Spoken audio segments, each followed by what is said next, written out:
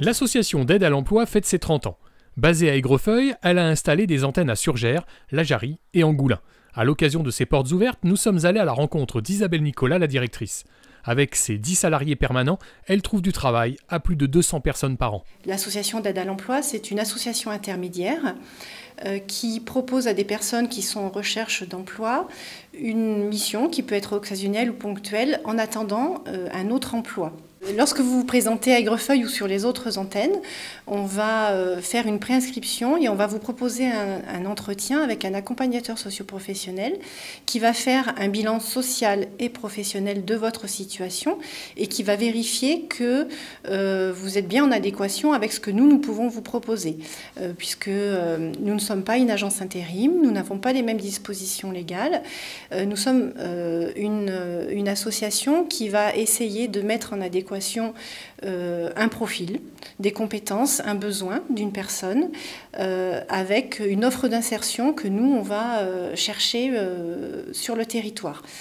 Donc cette offre d'insertion, elle est essentiellement basée sur de la mise à disposition chez des particuliers, donc pour faire du ménage, du repassage, de la garde d'enfants de plus de 3 ans. On va être sur un service de confort, mais cette offre va aussi se diriger vers les collectivités pour des missions de remplacement d'ATSEM ou d'agents dans les cantines par exemple, mais aussi un petit peu en entreprise.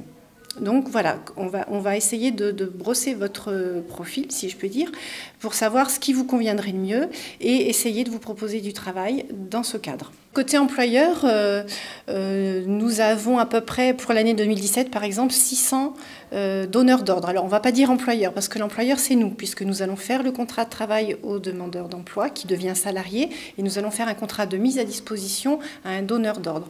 Donc oui, 600 donneurs d'ordre à peu près l'année dernière, et c'est un chiffre qui évolue régulièrement. On a une dizaine de nouveaux clients par mois. Parce que même si on est une structure d'insertion par l'activité économique, on essaie de promouvoir notre activité. Donc on se comporte comme une entreprise classique, j'ai envie de dire. On va faire de la distribution de flyers dans les boîtes aux lettres. On va faire de la publicité via des supports comme les bulletins municipaux ou bien la presse. Donc on arrive à avoir quand même de nouveaux clients, qu'ils soient particuliers, collectivités ou entreprises.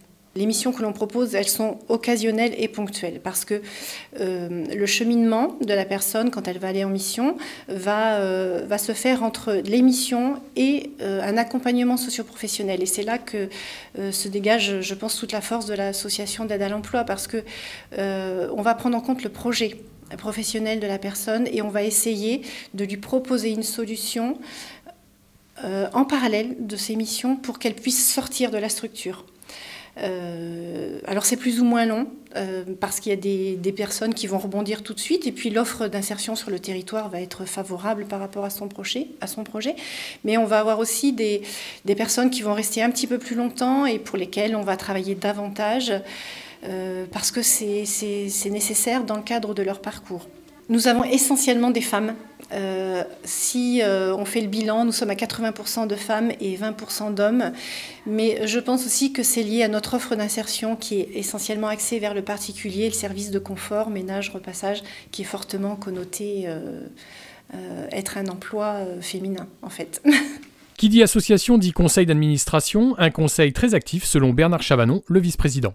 Il y a un certain nombre de responsables d'entreprises, d'artisans, qui ont trouvé intéressant la démarche qui était la nôtre et sont venus nous rejoindre. Je rappelle que tous les membres du conseil d'administration sont bénévoles. Et puis d'autres personnes qui sont venues de l'extérieur de la région de la Charente-Maritime. Vous savez que la Charente-Maritime est quand même fortement importatrice de retraités, c'est mon cas. Donc je venant de la région parisienne, j'ai trouvé la démarche ici intéressante et surtout, alors c'est un point très important, j'ai trouvé que l'association était bien gérée, donc se lancer dans un bénévolat sur une association qui est bien gérée, qui est dynamique, qui a envie de faire progresser ses idées, moi c'est un domaine qui m'allait tout à fait. Voilà.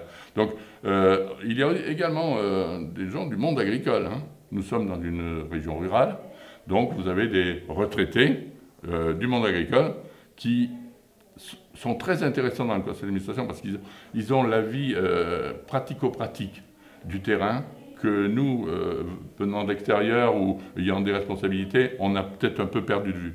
Donc ça nous crée un amalgame de compétences qui fait que notre conseil d'administration marche bien, fonctionne bien, et surtout avec un président qui a apporté le plus là-dedans, c'est-à-dire on a mis en place des petites commissions qui traitent chacun d'un sujet particulier. Ça sera la communication, ça sera la qualité, ça sera le développement des compétences, les parcours professionnels, etc. Donc chaque groupe fait des propositions, le conseil d'administration regarde et valide, et ensuite on met en œuvre. Voilà. Donc vous voyez, le conseil d'administration, c'est quelque chose de dynamique, qui propose, qui entérine. Voilà.